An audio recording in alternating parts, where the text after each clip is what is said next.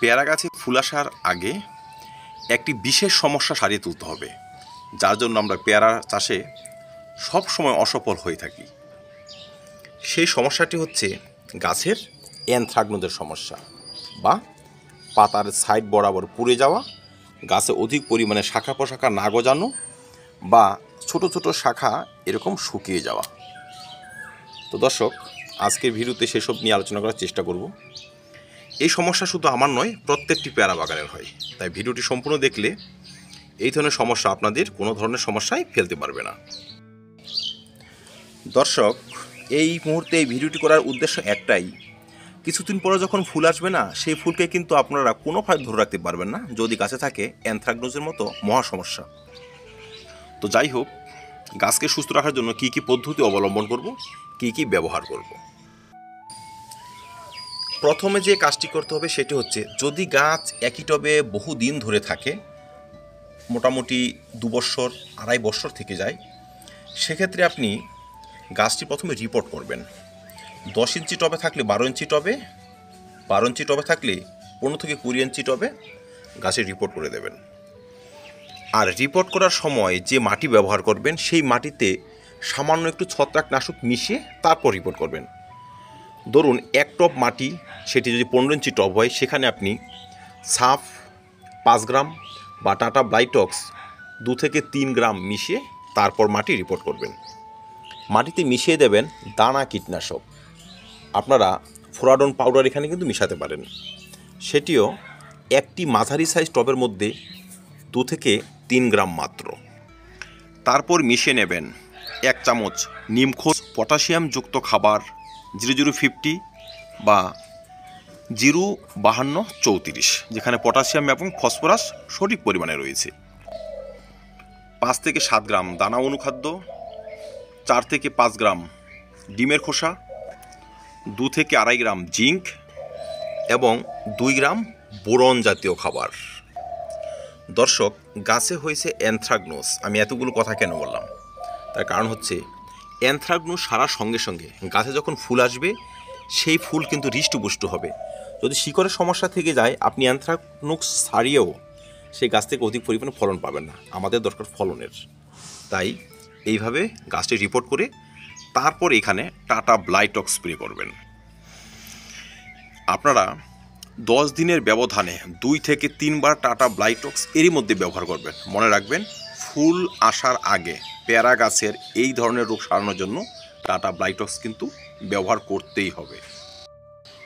যাদের হাতে টাটা ব্লাইটক্স নেই বা কপারযুক্ত ছত্রাকনাশক নেই, আপনারা এমিস্টার টপ ব্যবহার করবেন, বা সে সকল না থাকলে আপনারা ম্যানকোজেব কার্বনডাজিম সাফি ব্যবহার করে দেবেন। 1 লিটার জলে 2 গ্রাম করে গুলে 10 দিনের ব্যবধানে 2 থেকে 3 বার। তারপর যে কাজটি করতে হবে সেটি হচ্ছে, আমরা সকলেই জানি অ্যানথ্রাকনোজ হচ্ছে ছত্রাক জড়িত একটি বাজে রোগ।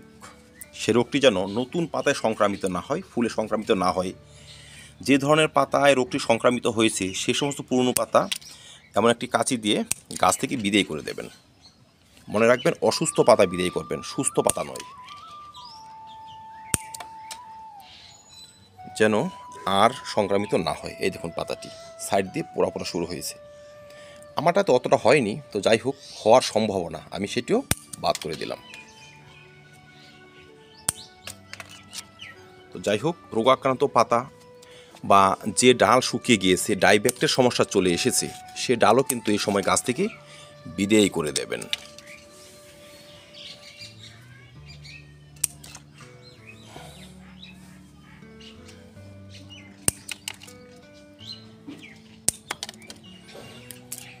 ব্যাস, এইভাবে পরিচর্যা সারুন। দর্শক, এই তো কিছুদিনের মধ্যেই কিন্তু গাছে আবার ফুল আসবে। আর সেই ফুল যখন সুস্থ সতেজ গাছে আসবে না, সে ফুল থেকে আপনার প্রচুর পরিমাণে ফলের পরিণত হবে। আর সে সমস্ত গাছে ফলের কোয়ালিটিও দেখুন ভালো হবে, সংখ্যাটাও অধিক হবে। আমার এই গাছে আমি ছত্রাকনাশক ব্যবহার করেছি পরপর 2 বার, আরও একবার ব্যবহার করব। সামান্য একটু পাতার সাইড দিয়ে পোড়া পোড়া ভাব দেখা যাচ্ছে আর কি, খুবই সামান্য। তো আমি সামান্য টুকু রাখবো না, যেন পরবর্তী সংক্রামিত না হয়। দর্শক, এইভাবে পদ্ধতি অবলম্বন করেছি বলে আমার গাছে দেখুন শাখা যে গজানো শুরু করেছে প্রচুর। আর আরও ভালো করে দেখলে হয়তো বুঝতে পারবেন, একটু ঘুরিয়ে দিচ্ছি। এই ছোট ছোট শাখার মধ্যে দেখুন আবার ফুলের কুড়ি, এই দেখুন ফুলের কুড়ি। তো যাদের ফুল আসতে শুরু করেছে তারা টাটা ব্রাইটক্স না ব্যবহার করে সাফি ব্যবহার করে দেবেন, কারণ খুব হার্ডি ছত্রাকনাশক ব্যবহার করলে এই সমস্ত ফুলগুলো আবার ঝরেও যেতে পারে। যাদের ফুল হয়নি তারা ব্যবহার করতেই পারবেন। এ সময় গাছে কুয়াশা পরে প্রচুর পরিমাণে ধুলো ময়লা।